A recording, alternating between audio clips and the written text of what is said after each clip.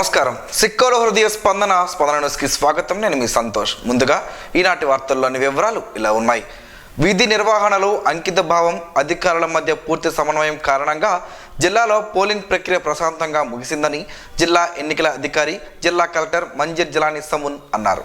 వచ్చే నెల 4వ తేదీన కౌంటింగ్ ఉన్న నేపథ్యంలో ముందస్తు ఏర్పాట్లు పకడ్బందీగా చేయాలని ఆదేశించారు. జాయింట్ కలెక్టర్ ఎం నవీన్తో కలిసి ఆయన ఆర్వోలు, పలువురు నోడల్ అధికారులతో కలెక్టర్ కార్యాలయంలో గురువారం మధ్యాహ్నం సమావేశం అయ్యారు. ఈ సందర్భంగా ఆయన మాట్లాడుతూ ఓట్ల లెక్కింపు కేంద్రాల వద్ద 3 అంచెల భద్రతను ఏర్పాటు చేశామని, అలాగే స్ట్రాంగ్ రూమ్ల వద్ద సీసీటీవీ కెమెరాలతో నిరంతరం పర్యవేక్షిస్తున్నామని పేర్కొన్నారు. కౌంటింగ్ సంబంధించి సిబ్బంది ఎంపిక, వారికి వివిధ దశల్లో శిక్షణ పూర్తి చేయాల్సి ఉందన్నారు. కౌంటింగ్ కేంద్రాల్లో టేబుళ్ల ప్లాన్ పక్కాగా నిర్వహించాలని, ఎన్నికల కమిషన్ సూచన ప్రకారం ప్రతి టేబుల్లో మైక్రో అబ్జర్వర్, కౌంటింగ్ సూపర్వైజర్, 2 అసిస్టెంట్లు ఉండేలా చూడాలన్నారు. కౌంటింగ్ కేంద్రాల వద్ద సిబ్బందికి, ఏజెంట్లకు ఎటువంటి ఇబ్బందులు లేకుండా మౌలిక వసతులు కల్పించాలని, శివానీ కాలేజ్లోనే కౌంటింగ్ కేంద్రాల వద్ద ముందస్తు ఏర్పాట్లన్నీ సిద్ధం చేసుకోవాలన్నారు.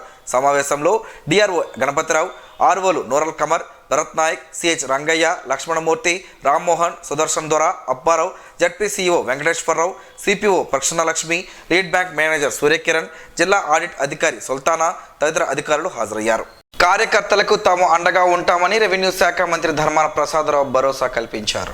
ఈ మేరకు గురువారం రిమ్స్ ఆసుపత్రిలో ఎన్నికల నేపథ్యంలో గాయాల పాలై చికిత్స పొందుతున్న చాపురం పంచాయతీకి చెందిన వైకాపా కార్యకర్తలను మంత్రి ధర్మాన పరామర్శించి వారిలో మనోధైర్యాన్ని నింపారు. ఏ సహాయం కావాలన్నా తనను సంప్రదించాలని సూచించారు. విపక్ష పార్టీల దౌర్జన్యానికి అంతుపంతు లేకుండా ఉందని ఆగ్రహం వ్యక్తం చేశారు.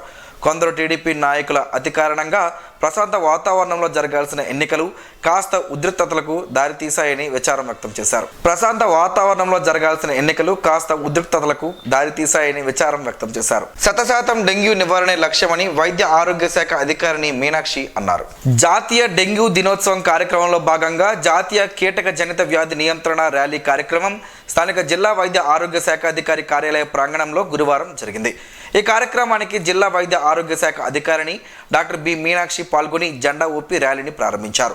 ఈ సందర్భంగా ఆమె మాట్లాడుతూ జిల్లా కలెక్టర్ సూచనల మేరకు ఈ కార్యక్రమాన్ని నిర్వహించడం జరిగిందని, ఈ కార్యక్రమం ద్వారా డెంగ్యూ వచ్చేందుకు గల కారణాలు తెలుసుకొని వాటి నివారణకు చేపట్టవలసిన జాగ్రత్తల గురించి అవగాహన పెంచుకోవడం దీని ముఖ్య ఉద్దేశమని అన్నారు.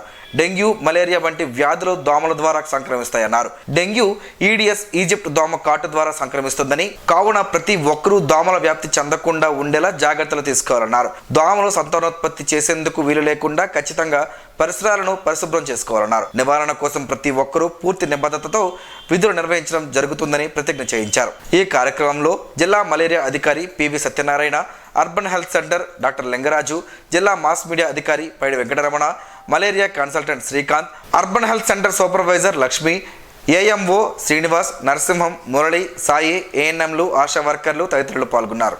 ఇటీవల జరిగిన సార్వత్రిక ఎన్నికల్లో తన ఓటు హక్కును వినియోగించుకోలేదని, ఇది కేవలం తన భావోద్వేగం తప్ప ప్రజాస్వామ్యంపై కోపం కాదని మాజీ మంత్రి గుండా అప్పల సూర్యనారాయణ పేర్కొన్నారు. ఈ మేరకు గురువారం ఆయన ఒక ప్రకటన విడుదల చేశారు. తెలుగుదేశం పార్టీ అధ్యక్షులు చంద్రబాబు శాసనసభలో చంద్రబాబు భార్య విషయంలో కొందరు అవమానకరంగా మాట్లాడితే శాసనసభ కార్యక్రమాలకు పాల్గొనకుండా ముఖ్యమంత్రిగానే తిరిగి అడుగు పెడతానని అన్నారని, భవిష్యత్తులో అదే జరుగుతుందనేది తన విశ్వాసంగా పేర్కొన్నారు. అదే విషయం తనతో పాటు Telugu Desam party zonal coordinator Srinivasa Reddy సమక్షంలో చెప్పడం జరిగిందన్నారు. ఆయన శక్తివంతమైన నాయకుడిగా తాను భావిస్తున్నట్లు చెప్పారు. ఎన్టీఆర్ పిలుపు మేరకు ఆ పార్టీలోకి వెళ్ళానని, ప్రజలు 4 సార్లు శాసనసభ్యునిగా ఎన్నుకున్నారని, ఎన్టీఆర్ తన మంత్రివర్గంలో స్థానం కూడా ఇవ్వడం జరిగిందని గుర్తు చేసుకున్నారు. తరువాత పరిణామాలలో తన భార్య లక్ష్మీదేవికి తెలుగుదేశం ఎమ్మెల్యే టికెట్ ఇవ్వడం, ఆవిడ ఎమ్మెల్యే అవ్వడం, ఇన్ఛార్జిగా కొనసాగడం అందరికీ తెలిసిందేనని అన్నారు. ప్రస్తుత తెలుగుదేశం పార్టీ అభ్యర్థి శంకర్ మా వ్యవసాయ క్షేత్రానికి వచ్చి అక్కడ పనివారి ముందు ఆమె గురించి నా ఎదుటే దుర్భాషలాడే సందర్భం ఒకవైపు అయితే, మరొక వైపు గత 2 ఏళ్లుగా అసమ్మతి నాయకుడిగా వ్యవహరించిన సందర్భంలో తెలుగుదేశం పార్టీ అధ్యక్షుడికి ఇన్ఛార్జ్గా లక్ష్మీదేవి అనేక సార్లు ఆ విషయంపై ఫిర్యాదు చేసినప్పటికీ చర్యలు లేకుండా ఆయనకే పార్టీ టికెట్ ఇవ్వడంతో ఆయనకి ఎట్టి పరిస్థితుల్లో కూడా ఓటు వేయకూడదన్న భావంతో ఓటు వేయలేదని స్పష్టం చేశారు.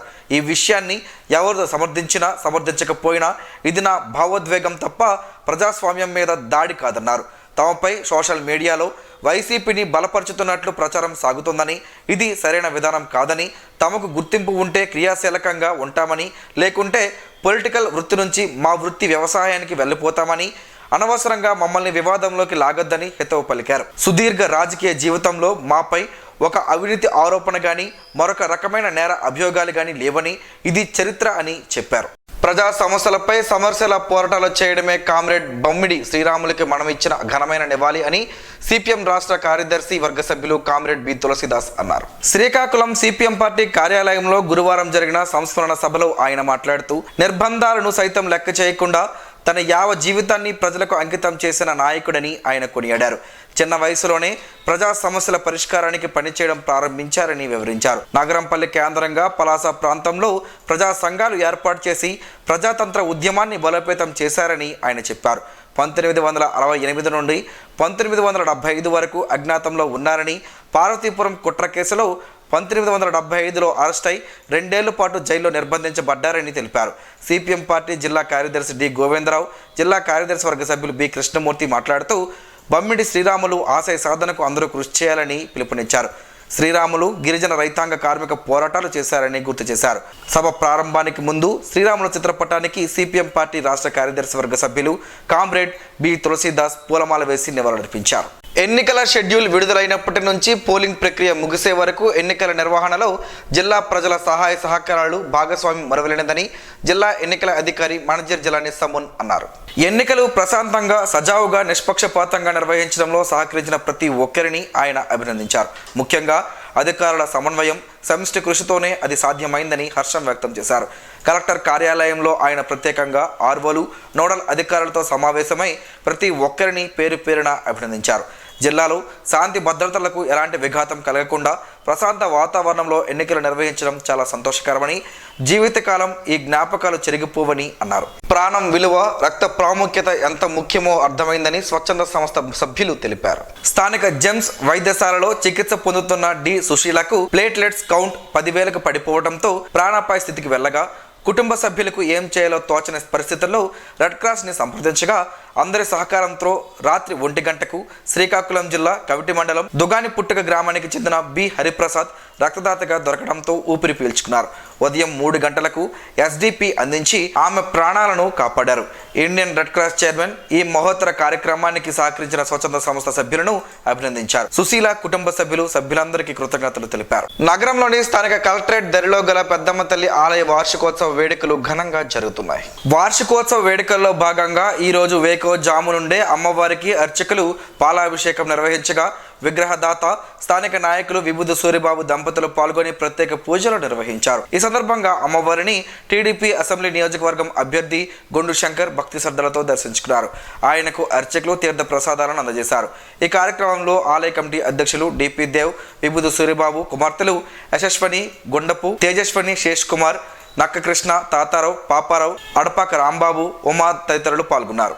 చాపురం గ్రామం టీడీపీ క్లస్టర్ ఇన్ఛార్జ్ అల్లు నర్సయ్యను ఎంపీ, ఎమ్మెల్యే అభ్యర్థులు గురువారం వారింటికి వెళ్లి పరామర్శించారు. ఇటీవల ఎన్నికల నేపథ్యంలో క్లస్టర్ ఇన్ఛార్జ్ అల్లు నర్సయ్య భార్యపై వైకాపా నాయకులు దాడులకు పాల్పడడంతో గాయాల పాలైన ఆమె చికిత్స అనంతరం ఇంటికి రాగా ఆమెను, కుటుంబ సభ్యులను ఎంపీ అభ్యర్థి రామ్మోహన్ నాయుడు, ఎమ్మెల్యే అభ్యర్థి శంకర్ పరామర్శించి తామంతా అండగా ఉంటామని మనోధైర్యాన్ని కల్పించారు. సార్వత్రిక ఎన్నికలు పోలింగ్ కి సంబంధించిన ఈవీఎంలు భద్రపరిచిన స్ట్రాంగ్ రూమ్ భద్రతా ఏర్పాట్లు జిల్లా ఎస్పీ జిఆర్ రాధిక పరిశీలించారు. ఈ నెల 13వ తేదీన జరిగిన సార్వత్రిక ఎన్నికల పోలింగ్ కు సంబంధించిన ఈవీఎంలను భద్రపరిచిన హెచ్ఎర్ల శివాని ఇంజనీరింగ్ కళాశాలలో ప్రత్యేకంగా ఏర్పాటు చేసిన స్ట్రాంగ్ రూమ్ ను బుధవారం సాయంత్రం జిల్లా ఎస్పీ సందర్శించి భద్రతా ఏర్పాట్లను పరిశీలించారు. ఈ క్రమంలో స్ట్రాంగ్ రూమ్ల వద్ద ఏర్పాటు చేసిన 3 అంచెల కేంద్ర పోలీస్ బలగాల గార్డులను, జిల్లా ఆర్మడ్ పోలీస్ గార్డును, సివిల్ పోలీస్ బందోబస్తును పరిశీలించి పలు సూచనలు చేశారు. స్ట్రాంగ్ రూమ్ కి నలువైపులా పోలీస్ పటిష్ట భద్రత ఏర్పాటు, నిరంతరం సీసీ కెమెరాల పర్యవేక్షణపై ఆరా తీసి 24/7 సిబ్బంది అప్రమత్తంగా ఉంటూ నిర్లక్ష్యం వహించకుండా తనిఖీ అధికారులు నిరంతరం ప్రహారాను తనిఖీ చేయాలన్నారు. శ్రీకాకుళం నగరానికి చెందిన సామాజిక సేవా కార్యకర్త డాక్టర్ మంత్రి వెంకటస్వామికి 4వ డాక్టరేట్ లభించింది. ఢిల్లీలో బుధవారం సాయంత్రం డే స్ప్రింగ్ ఇంటర్నేషనల్ యూనివర్సిటీ, భారత హ్యూమన్ రైట్స్ కౌన్సిల్ సంయుక్త నిర్వహణలో జరిగిన కార్యక్రమంలో మంత్రి వెంకటస్వామి వెంకటస్వామికి doctor of social services honorary degree పట్టా ప్రదానం చేశారు. ఈ సందర్భంగా వెంకటస్వామి మాట్లాడుతూ వేల కొద్దీ సేవా చైతన్య కార్యక్రమాలు వివిధ రంగాల్లో నిర్వహించామన్నారు. తన సేవను గుర్తించి గౌరవ డాక్టరేట్ ప్రదానం చేసిన సంస్థకు కృతజ్ఞతలు తెలిపారు. మంత్రి వెంకటస్వామికి గౌరవ డాక్టరేట్ లభించడం పట్ల వివిధ రంగాల ప్రముఖులు హర్షం వ్యక్తం చేశారు. హెచ్ఆర్ల శ్రీ శివాని ఇంజనీరింగ్ కళాశాలను అదనపు ఎస్పీ జి ప్రేమ్ కాజల్ గురువారం సందర్శించారు. ఈ సందర్భంగా ఆమె ఈవీఎంలను భద్రపరిచిన స్ట్రాంగ్ రూమ్ వద్ద భద్రతా ఏర్పాట్లను, సీసీ కెమెరాల ద్వారా ఏర్పాటు చేసిన నిఘాను పర్యవేక్షించారు. అలాగే తనిఖీ చేపట్టి స్ట్రాంగ్ రూమ్ భద్రతాపరమైన అంశాలపై గార్డు సిబ్బందికి దిశానిర్దేశాలు చేశారు. క్రీడలకు, క్రీడాకారులకు అండగా నిలిచేది తెలుగుదేశం పార్టీ అని ఉమ్మడి కూటమి అభ్యర్థి గుండు శంకర్ అన్నారు. ఈ మేరకు గురువారం స్థానిక ఆర్ట్స్ కళాశాల మైదానంలో ఎన్టీఆర్ ఎంఎస్ఎస్ టీం ఆధ్వర్యంలో రాష్ట్ర స్థాయి క్రీడలకు ఎంపికైన అథ్లెట్స్, క్రీడాకారులకు స్పోర్ట్స్ షూస్, హార్డిల్స్ ను శ్రీకాకుళం నియోజకవర్గం ఉమ్మడి కూటమి ఎమ్మెల్యే అభ్యర్థి గుండు శంకర్ చేతుల మీదుగా అందజేశారు. ఈ సందర్భంగా ఆయన మాట్లాడుతూ జిల్లాలో క్రీడాకారులను ప్రోత్సహించడంలో ఎన్టీఆర్ ఎంఎస్ఎస్ చేస్తున్న కృషి అభినందనీయమని, తన వంతు సహకారం ఉంటుందన్నారు. పార్టీ కూడా క్రీడలకు పెద్దపీట వేస్తుందన్నారు. కార్యక్రమంలో నగర తెలుగుదేశం పార్టీ అధ్యక్షులు మాదారపు వెంకటేష్, తెలుగుదేశం పార్టీ నాయకులు చల్లా వాసు, జగన్, పేట పద్మ, కోచ్లు శ్రీనివాస్, తేజ, ఎన్టీఆర్ ఎంఎస్ఎస్ టీం సురేంద్ర, సురేష్, భాస్కర్, మోహన్, రాజు, మహేష్, క్రీడాకారులు, యువత పాల్గొన్నారు. ఆరోగ్యానికి సిరి కలిగించే సిరిధాన్యాల్లో అరికెల గొప్పతనాన్ని తెలుసుకుని మన ఆరోగ్యాన్ని కాపాడుకుందాం. అరికెల ఆరోగ్య రహస్యాలను ఈరోజు ప్రసారమయ్యే ఆరోగ్యమే మహాభాగ్యంలో తెలుసుకుందాం.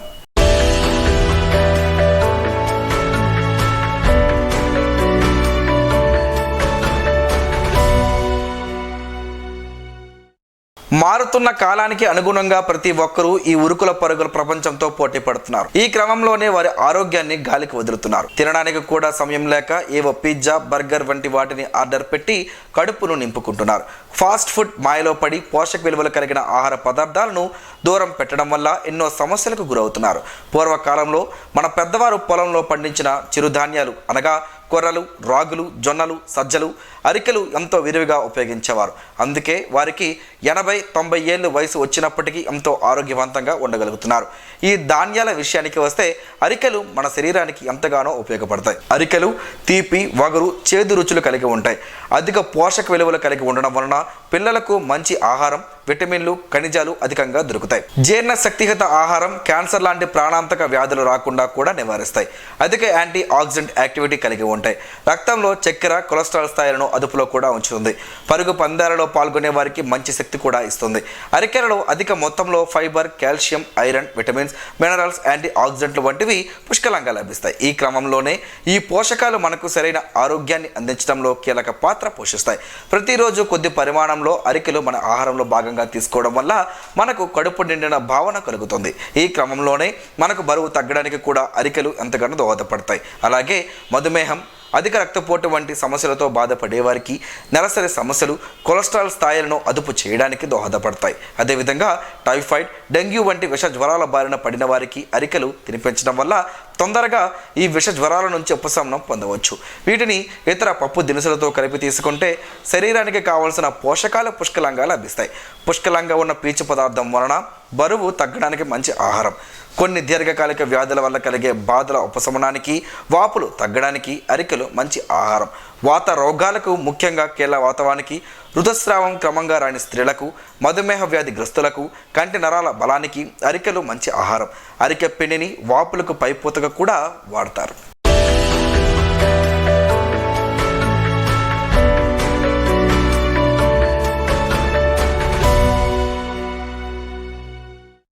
ఈరోజు వార్తల్లో ఒక మంచి మాటను విందాం, ఆచరిద్దాం. సమాజ శ్రేయస్సును కాంక్షించే మహనీయుల మాటల్లోంచి ఈరోజు జీవనం, గమనం, గమ్యం. ఋషి చింతన. ఏ మనిషైనా జనాల కోసం త్యాగం చేసినప్పుడు అతను ప్రజల ఆస్తిగా స్వీకరించాలి.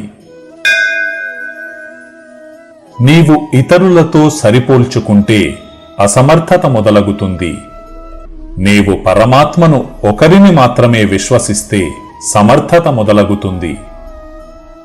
ఓం శ్రీ గాయత్ర్యై నమః.